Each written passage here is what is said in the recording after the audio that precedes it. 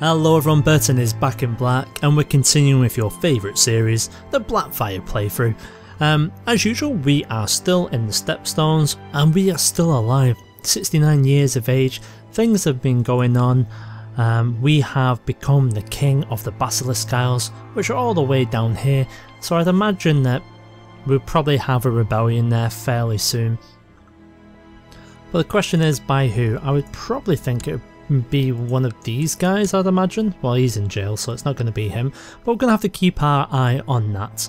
So, we were formulating plans last time, and before we get into that, because people keep asking what's happening in Westeros, who's in charge of what, I've just shown you, or I will be showing you in the Carth episode that comes out on Tuesday. I'll show you what happens in Westeros there, so I figure I may as well just cover what's happening over here, okay? Great, okay. So, in the north, Lord Paramount Lawrence of the North, he is a Stark, thankfully. Yeah, so he is always part Umber. So it looks like the Starks still have the north. What about the Boltons? Where are the Boltons? Oh, the Boltons are no more. It looks like it's the Mollans who are there now. Oh, hang on. It's about too soon. There we go. There's the Boltons. So Lord Iron II, the Lewd of the Dreadfort. Yeah, so they're still chugging along, which is fine. Over in the Vale, we have Eldred II of the Vale, still are in control, which is completely fine. It was Otho's son, and some randomer called Becca. Over in the Riverlands, look who it is, it's Lord Paramount Hendry of the Riverlands. The Tullys are still in charge, so pretty much everything is as you would expect there. There's been no main changes in family. The Greyjoys are still holding the Iron Isles as well. What about the Lannisters? Yep, they're still there. Lord Paramount Rickon of the Westerlands. As you can see here, he is my great-grandson, because his father was my grandson. That shows how long I've been about. I'm just an old man now. Obviously, we are all fully aware of who is in Highgarden. It's the Tyrells, it is my daughter-in-law, along with my son Aerys of the Reach. And in the Stormlands, we have my grandson, Lord Paramount Ralph of the Stormlands. Obviously, he doesn't like me because we converted and became a dirty, filthy pirate. But yeah, so we were fairly well connected. It's just a shame that no one backed us up when we needed them. And over in Sunspear, we have my nephew, Prince Bedwick the Handsome. He's my nephew through my half-sister, Daenerys Targaryen. So there we go. So that is pretty much everyone on this side of the world. Let's go back to what we were planning. So if you remember, last time we were talking about this little island here. Now unfortunately, I don't think we're strong enough to take this island from Ilva. It's 8,500 men that we would need in order to do this. Now we don't have enough gold in order to do it, and we don't have enough men. So a couple of people have been pointing out some things. Number one, we're a pirate, why don't we go raiding and get some money? Well, you know what, that's a really good point for building up, and it might be done in the future, perhaps by a son or a grandson, but I don't think I'm going to do it just yet. What we need to do first and foremost is secure who is going to be my heir, who is going to be continuing in these ways. Now, Aenys himself, as you can see, isn't the best choice for this. So I'm going to switch. Aerys, he's my grandson. Unfortunately, we didn't actually give him a formal education because we didn't know at the time he was going to be so pivotal to what's going to happen to the family. Obviously, he also doesn't like us. What we're going to do is grant him Rexstone. So we'll do that. We'll increase his opinion of us by 40.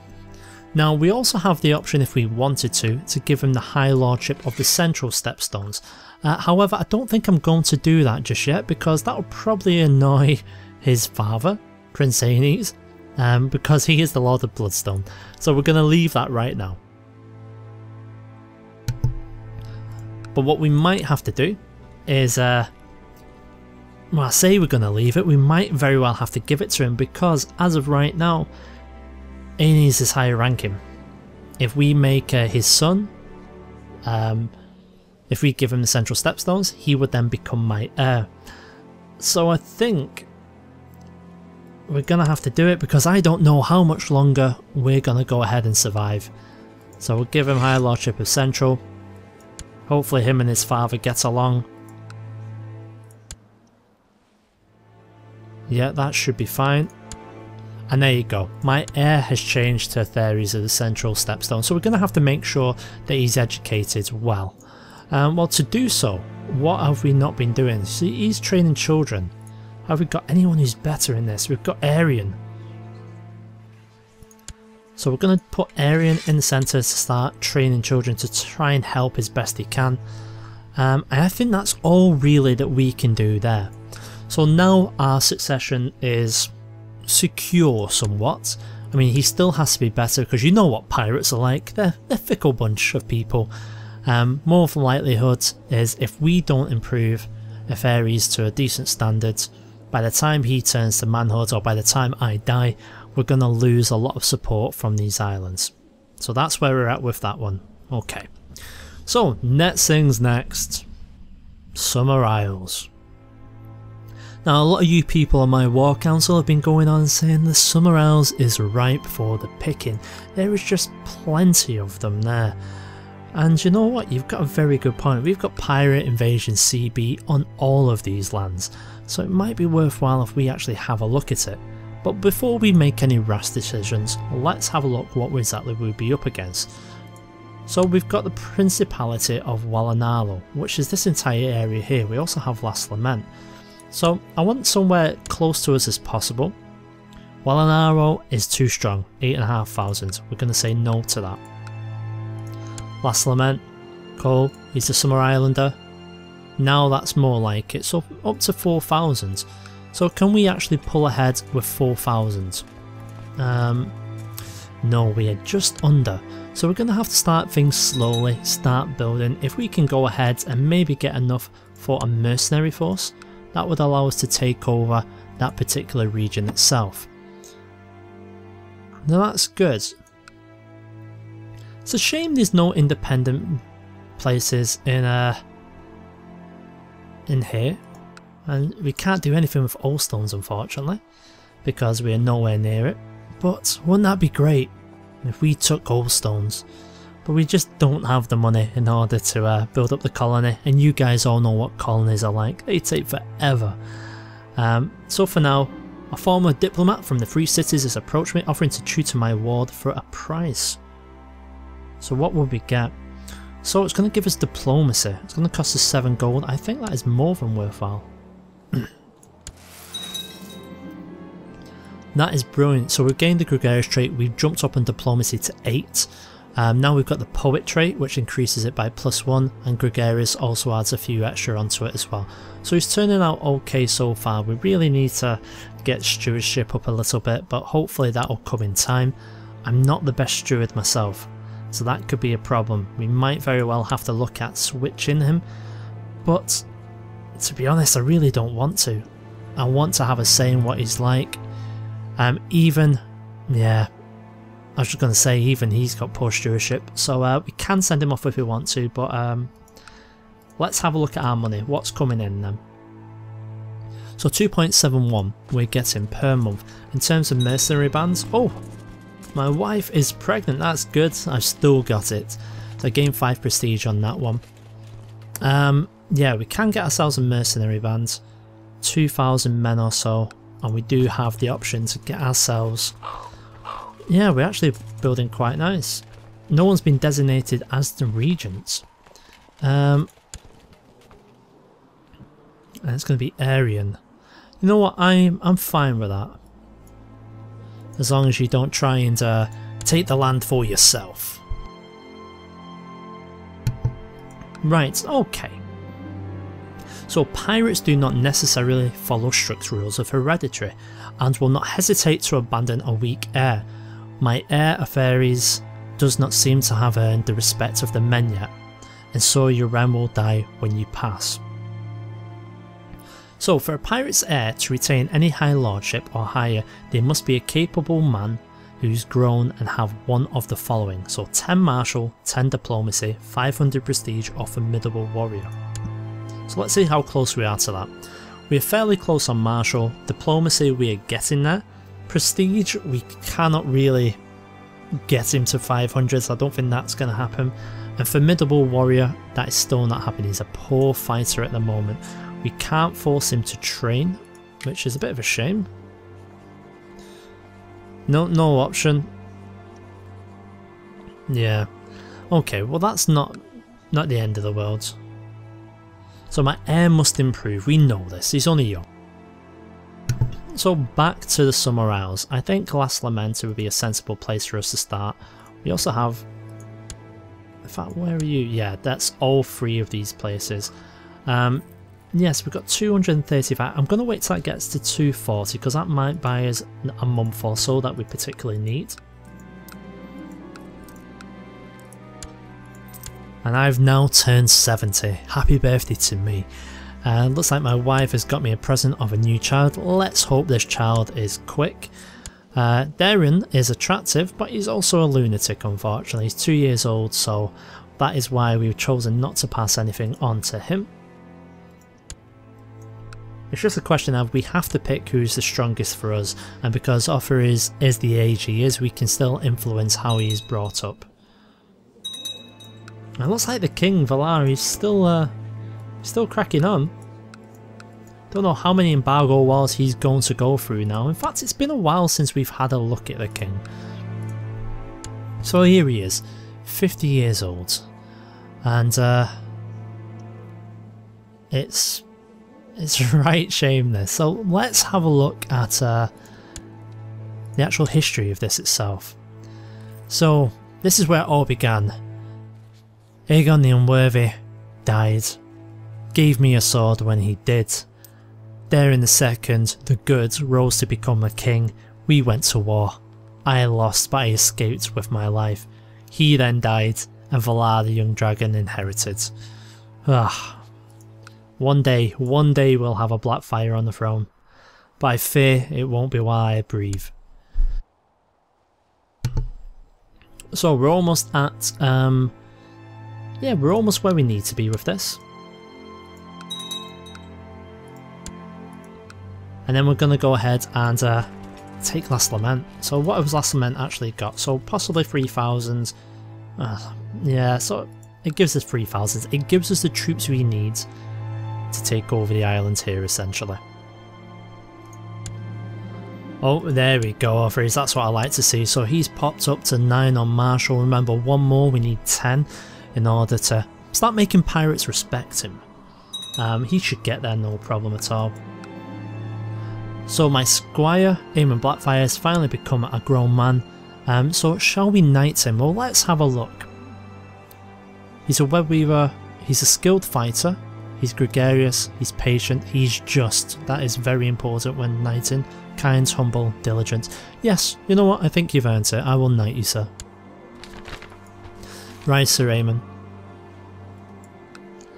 So there we go. So that means that we've only got one squire now. So as soon as Alice saying, you know what? I think I might pawn her off on someone else. Who would be good to do this? Would it be good to send it to my grandson? No, we can't. Right, so we're just going to send her off to be educated by someone else. Who have we got?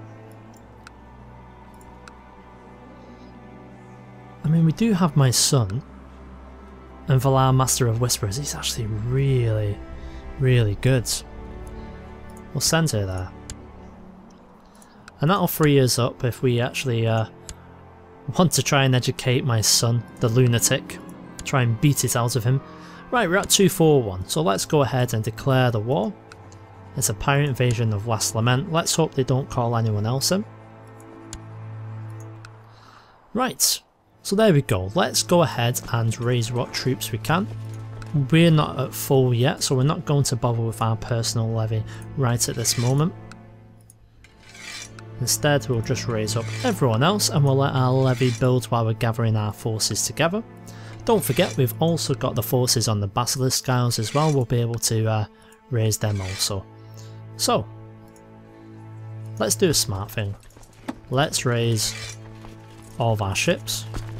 If they can get on the boats, we will quite happily take them. And I think we're actually going to get everyone together over here. I think that's going to be the sensible way to do it. unfortunately you don't have any.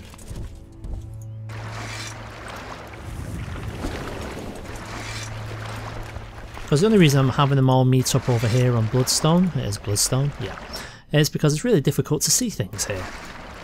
In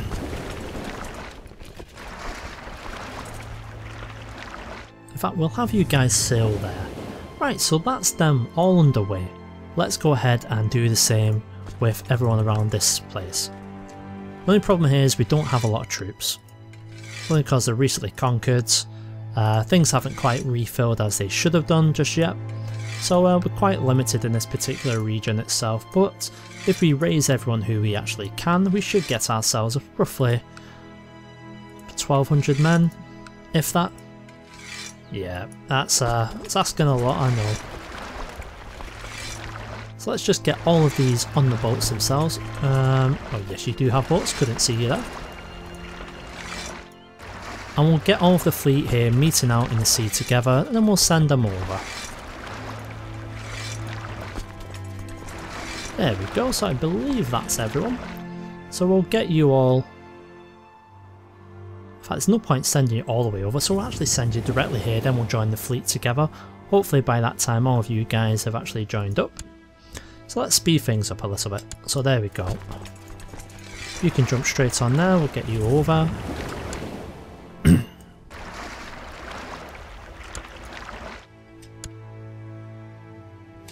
Brilliant, so it looks like we've got everyone we need. We can only pull up 340. I'm tempted not to pull them up, but we'll see. How far off are you guys? You're actually quite away, so I think we're going to go and actually just pick you up.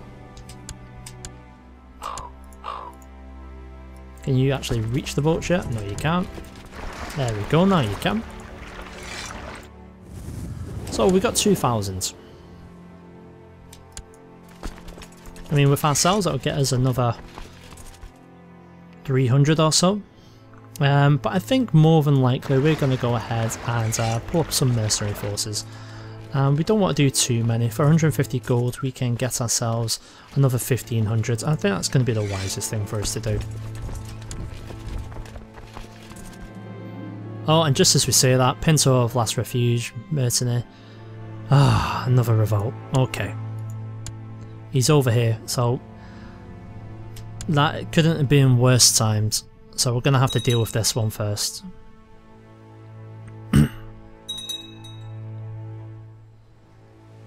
Now get over here and join us, then we'll check on the fleet down here. Okay, so who's going to lead this one? In fact, this is so lopsided. Probably because of the sellsword, so we'll get it split up a little bit. Isingo. I think Isingo would be good to do this. We'll have Damien and we'll have Benaro. You guys can all lead. Thankfully we've got enough boats. This is going to take its toll on us though. Are the other boats in place? No, but they are on their way, which is good. 658 men, it is not enough to do much at all. But maybe if we land on this island we can do a little bit of damage while we're taking care of business back here. But what is this? The last Lament fleet are heading for my homeland. Well, let's see exactly what they're going to bring to this party. In terms of the battles going on in the islands, we've landed amphibiously, so it's affecting us, but their morale is much less and we have the numbers in our favour. So there we go. We've ended that straight away. Oh, let's pause things up. Can we exile him? We can indeed. So I think we'll exile Pinto. Bye bye Pinto. You're lucky we chose not to do more. So where are these guys actually heading? That's a good question. So we've got 865, they've still got 2,000 men. Wow. So you haven't brought many though, that's good, we can actually defeat you straight away there. So as our army sails on over to Stunstone to take care of this force, we'll gather our forces together after this and then we'll set sail with all of our might, yeah, that's the word, and we'll go down to Last Lament and see what we can do. So thanks very much for sticking with the series, and you guys know exactly what to do, and that's raise those thumbs. Cheers.